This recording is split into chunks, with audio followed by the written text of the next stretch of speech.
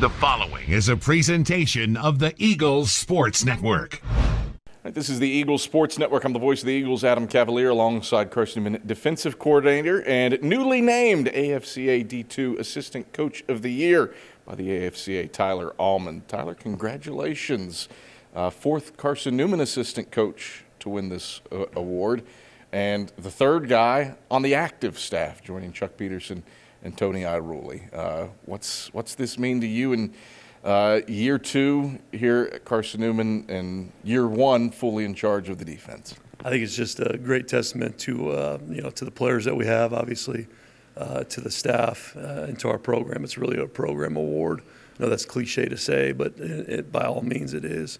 If we didn't have good players, we wouldn't be getting this recognition as a program, and we didn't have great staff too as well to put those players in good positions to make plays and stuff like that. It'd be the same.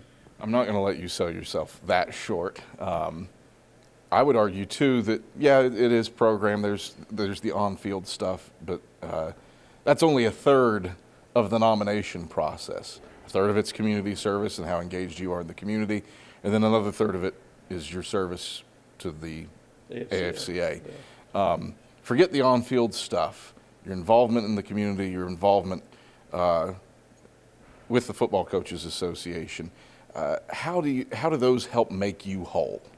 Well, I think the community here, that's part of our university, is reaching out to community and serving and being of service.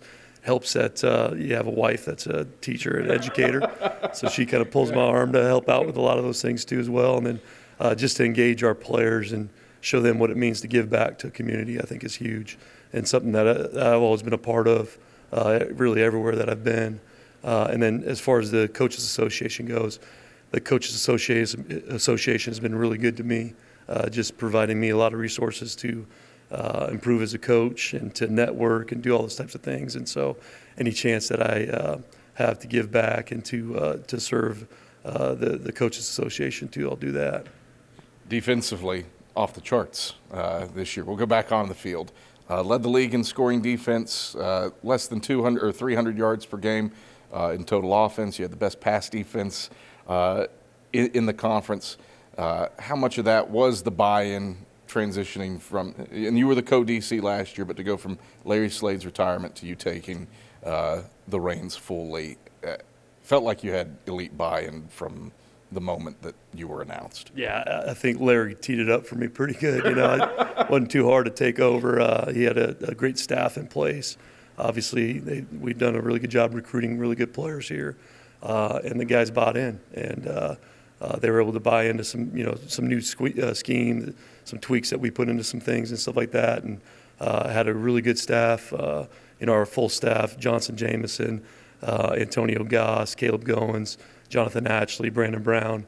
All those guys really put a lot of work in to put our guys into good positions to make plays and to have our defense playing at a very high clip this season. Never stops. I know the convention is coming up, and then you turn around and get into signing day. What needs to happen to set yourselves up for success in 2026 over the next couple months? I think first and foremost, and we're in the thick of it right now, is recruiting. We got to replace some graduates, got to replace guys in the transfer portal. That's just part of it nowadays. And so navigating the transfer portal and then getting really high quality high school players into our program too that we can continue to develop.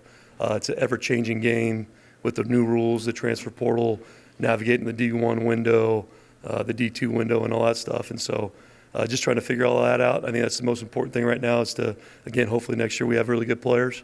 Makes it a little easier for coaching. And then after that, it's once the roster's kind of set, for the most part, just goes into development and starting off in the spring, really winter conditioning, winter drills, and stuff like that. So. Spoken like the Assistant Coach of the Year, Tyler Almond. Congratulations. Appreciate you, Cav. That is Carson-Newman defensive coordinator and the AFC D2 Assistant Coach of the Year, Tyler Almond. I'm the voice of the Eagles, Adam Cavalier, and this is the Eagles Sports Network.